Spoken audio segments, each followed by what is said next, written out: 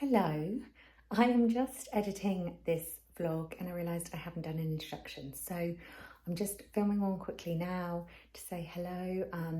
It's the beginning of autumn now, so we're at the end of September and I just really wanted to put some clips up from the summer that I filmed of our beautiful holiday to Cornwall and some day trips. So I've kind of added bits of clips that I've taken over the summer, and then I've done a book haul. So I hope you enjoy it.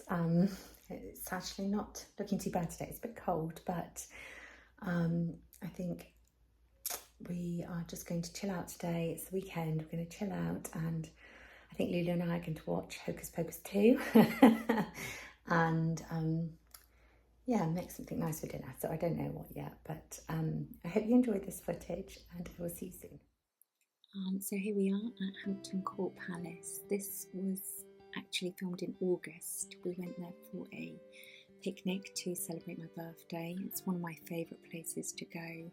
I just love the history of it. This is the older part of the palace at the front, the Tudor part, so where Henry VIII would have lived with his wives. Look at those beautiful chimneys, and this is the favourite part of the palace for me, the Tudor part. I love all these lovely nooks and crannies and these small windows and red bricked buildings. I just find it really magical. These are the kitchens. I think they said they would cook up to 600 meals a day for the many courtiers that lived in the palace, which is incredible. They also had this massive open fireplace that was kicking out so much heat. I'm not sure how this lady could actually bear it. And then there were these spice jars that you could try and identify the spices. Some of them we got, others we needed help with, some of the sort of rarer ones that you don't use so much now. We just spent the morning really, walking around the palace. This again is the older part of the palace still. And this is the beer and wine cellar where they keep all the good stuff.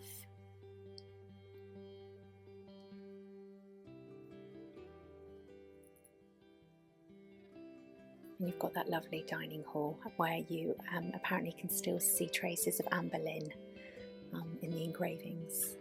This is the newer part of the palace at the back, so more sort of Baroque, I think William and Mary.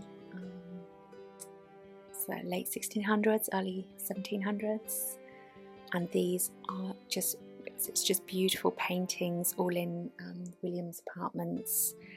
I think it said it was an Italian artist. If I can find the name, I'll pop it below, but they're all over the ceiling and the walls, just absolutely stunning.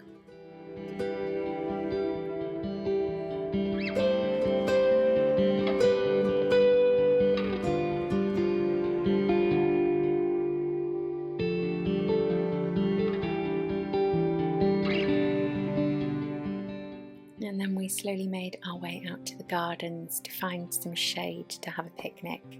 They've got like 60 acres of formal gardens. They're stunning. I didn't actually take a lot of footage. I think I was too consumed by the food. And then the canal that leads out to the Thames.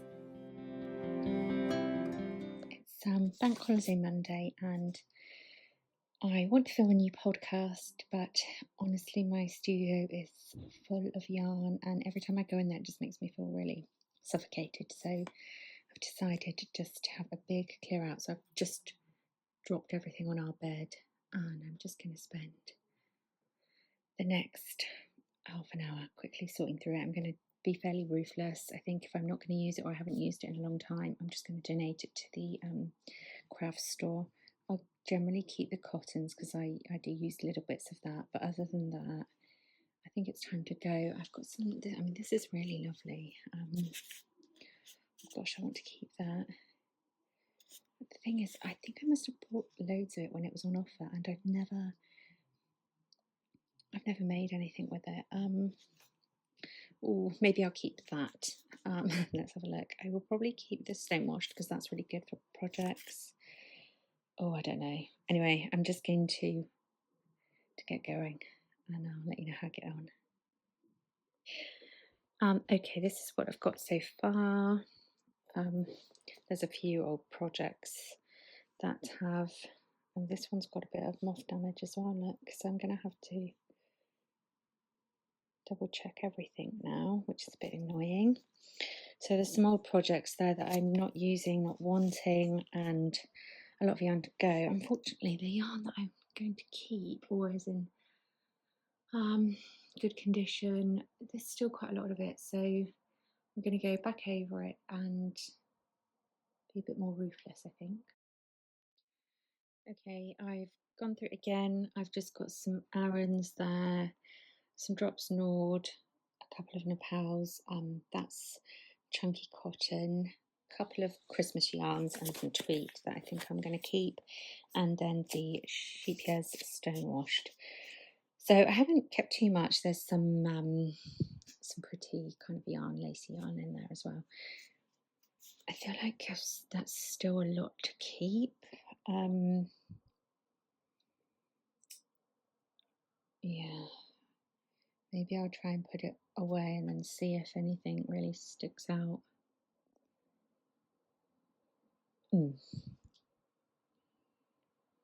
I'll keep thinking on it. Hello.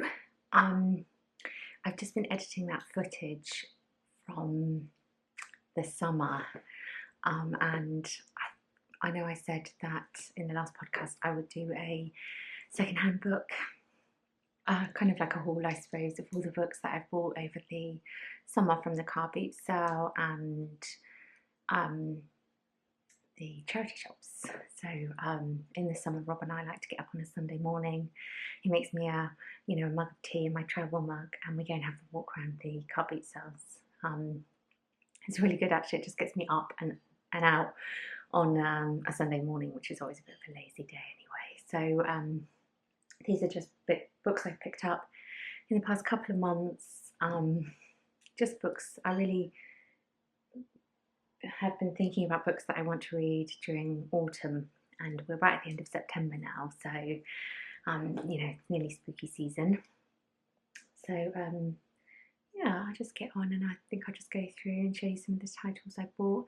Mostly they cost between £1 and £2. A couple might have been slightly more, but generally, you don't pay very much for books in charity shops, do you? And then I don't feel bad. I read them at my own speed, and then either send them back to the charity shop or keep them, depending on how I feel.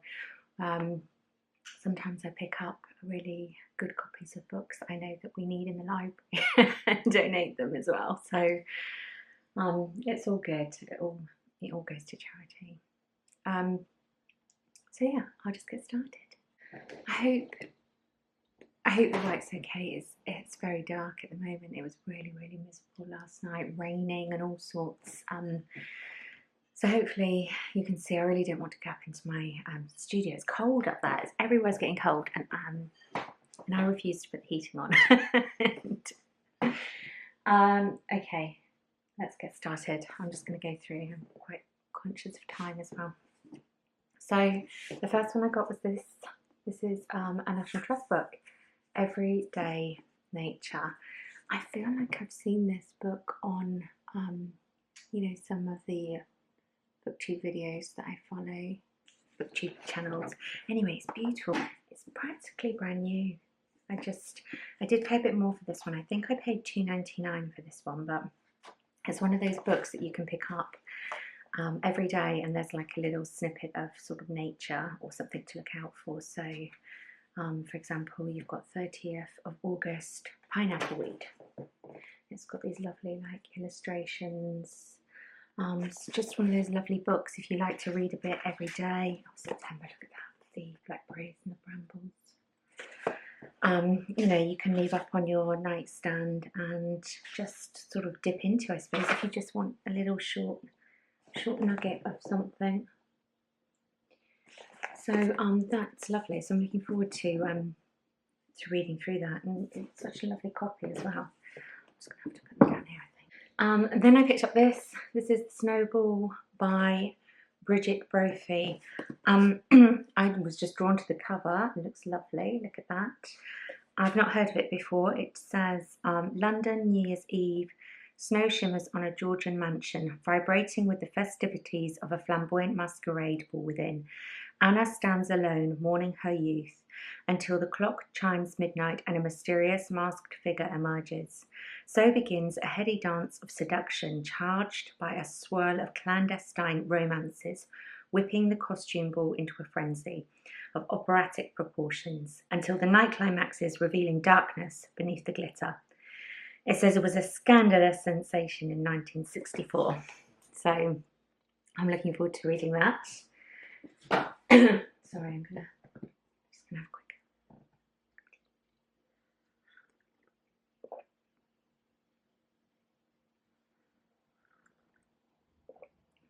Oh, that's hot.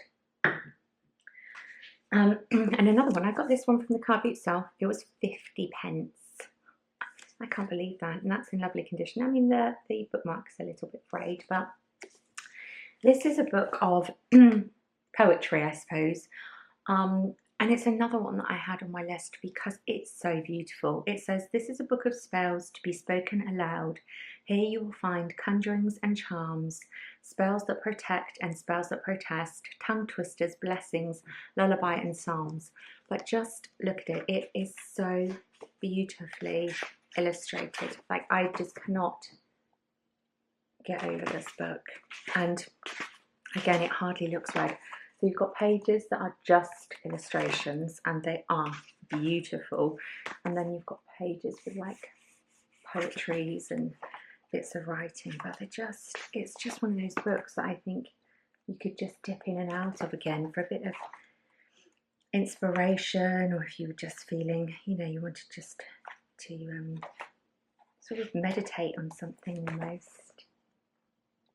Isn't that beautiful? I was just so happy to find that. There's not a lot of text, but I think the beauty really is in those illustrations. So I was really, really pleased to get them. I haven't read it yet, but I will now. I've had these in a pile to film this video, so I will get started. Then I found a copy of The Thornbirds by Colleen McCullough. I've never read The Thornbirds, but when I was younger, there was a series on the telly and it had Richard Chamberlain, I think his name was, in it. And I remember my mum just fancied him so much. So I remember it being a sort of a kind of romance, a generational romance story. I think she fell in love with a priest. I think that was the story. Anyway, I just saw it and thought, oh gosh, I'd never read it. So, and I actually really liked this copy. It's really, really good condition considering it looks like it's from like the 70s or 80s. It says, The Thornbirds is a robust romantic saga of 3 generations. It begins in the early years of this century when Paddy Cleary moves his wife Fiona and their 7 children to an Australian sheep station. That must have been, yeah, so it starts in 1915 and takes you all the way up to 1969. So I will get around to reading that at some point. It's not one that I'm going to read straight away, but I'm happy to have it and I will get around to reading it. And then this, I was so pleased to find this. I found this in a charity shop and it's Angela Carter's book of fairy tales. And look at that. They are still selling this in, I'm just going to focus, there you go. They're still selling this in Waterstones because every time I go in there, I look at it. So this was in the charity shop. It was £2.99. Again, slightly more expensive, but I mean, it's like a beautiful book. It's, let's have a look. It's a collection of fairy tales from all around the world, from Arctic to Asia, and no dippy princesses or soppy fairies. Instead, we have pretty maids, old crones, crafty women and bad girls, enchantresses and midwives, rascal aunts and odd sisters. I love that. It was originally published as the Virago Book of Fairy Tales. So it's obviously republished. I do have a few books by Angela Carter, actually, some short stories. So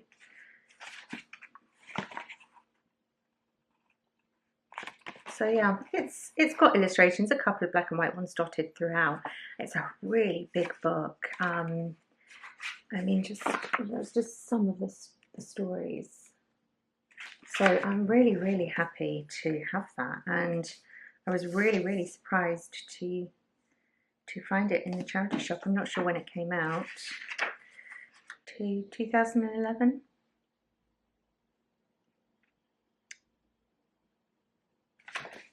Yeah, 2011. Beautiful. Really, really pleased to have that. I love fairy stories. And then I found a copy of The Silence of the Lambs, 50p. You know, I know the story. I've watched the film many times with Anthony Hopkins and Jodie Foster. But I've never read the book, and you know, sometimes you get more from a book. I don't know, because I really did enjoy the film. So, but I thought, you know, spooky season, this might be a good one. So I grabbed that. And another one I bought to read next is The Phantom of the Opera. It is one of my favourite musicals, and I have yet to read the book. So it says, this little-known, brilliant original text by Gaston Leroux has been immortalised by screen and stage adaptations. One of the greatest horror stories of all times. So I don't suppose I ever really thought of it as a horror, but yeah, so I'll read that. I'll let you know how I get on with that. And then this is another one that I bought with spooky season in mind. This is Markham Jekyll and the Merry Men by Robert Louis Stevenson. I guess this is a collection of his shorter stories. He wrote The Strange Case of Dr. Jekyll and Mr. Hyde. So I don't believe I've read any of his other works. So some of these stories are fairly short, 10, 20 pages. Some of them are sort of 60 odd pages. So I thought that would be good and kind of like seasonal read. Oh, and then I found this copy of Mansfield Park. This is one of the Everyman editions, and I just loved the cover, actually. Honestly, I do have copies of Mansfield Park already. But sometimes when you see these books and they're like 50p, I just think, and it's really, again, it looks, the spine's not been broken. It looks like it hasn't even been read. So, yeah, got that. And then, this is The Lamplighters by Emma Stonex. This one is on my my Goodreads, you know, to be read list. Look at that cover. I saw it in the charity shop, £1.50 and in really good condition. So I was really happy to grab that. I'll read you it says Cornwall 1972. 3 keepers vanish from a remote lighthouse miles from the shore. The entrance door is locked from the inside. The clocks have stopped. The principal keeper's weather log describes a mighty storm, but the skies have been clear. What happened to those 3 men out on the tower? The heavy sea whispers their names. The tide shifts beneath the swell, drowning ghosts. Can their secrets ever be recovered? 20 years later, the women they left behind are struggling to move on. It says it's inspired by real events. The Lamplighters is an intoxicating and suspenseful mystery and an unforgettable story of love and grief. So that sounds quite good. So I'll give that one a go. Oh, Georgette Heyer, Death in the Stocks. This is another one. I think it was you know, £1.50 at the copy. So I only bought it because I've not read any of Georgette Heyer's writing, and people keep recommending her to me. So I saw that one, I picked it up. It's a moonlit night, a sleeping village, and an unaccountable murder. Yeah, sounds like something I'd be into. So that's pretty as well. I'm going to give that one a go. And then Colin Dexter, this is an Inspector Morse book. The Wench is Dead. I love that. And again, Colin, Inspector Morse is a series that was on the telly when I was younger that I used to watch with my dad. He loved Inspector Morse, so that always reminds me of him. I've not read any of them. I saw this one, it was in fairly good condition actually for its age. Let's have a look. 1990. Seems like yesterday, but actually 30 odd years ago. Sad but true.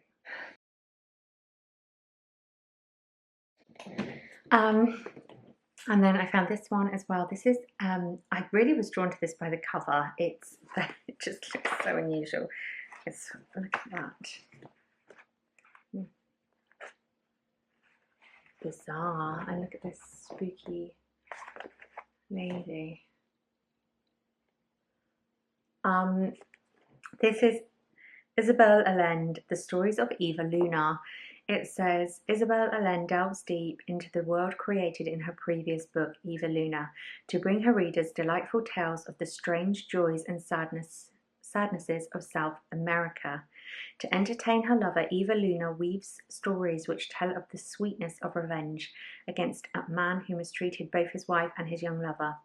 The innocence of simple Maria, who throughout her life of prostitution retained the soul of a girl. El Capitan, who waited silently for 40 years before he could tell his frail dancing partner that he wanted to marry her. And finally, she tells the heartrending story of a television journalist's vigil beside a girl who is trapped and waiting to die. Eva Luna demonstrates her artistry for making the most colourful characters come alive as she depicts the richness of life amidst poor and barren landscapes. It sounds fascinating. I've never heard anything about it. It looks, I guess I'm assuming it's another one from the 90s. Yeah, 1991. I feel like I probably missed out on some good books in the 90s because, you know, I was a teenager, so I probably missed out on a lot of adult books. So many books to catch up on. And then, again, another really good buy. I found a Persephone book in a charity shop. This one, again, looks to be unread. I only discovered Persephone books a couple of years ago when the shop actually moved to Bath from London. And since then, you know, every time I'm passing, I love to go in and browse and maybe pick one. Sometimes I don't. Yeah, it's just got its little green sticker on. I don't know why they do that, but and this must be a fairly old one because it says UK £9, and I think these Persephone books are now £13, £14 a book. So anyway, I've not heard of this. This is The Making of a Marchioness by Frances Hodgson Burnett, which is the author of The Secret Garden and, thinking now, Little Lord Fauntleroy, I think so. Anyway, it says, so Little Lord Fauntleroy and The Secret Garden are enduring bestsellers, but this 1901 novel is many people's favourite.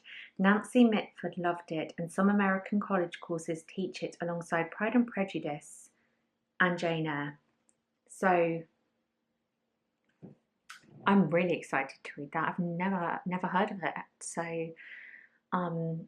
yeah, and have another Persephone copy. And this is one of their, you know, they're usually grey covers, aren't they, the Persephones? And I think these are their classics. They give them these lovely covers. Persephone books normally have those lovely grey covers, just plain grey.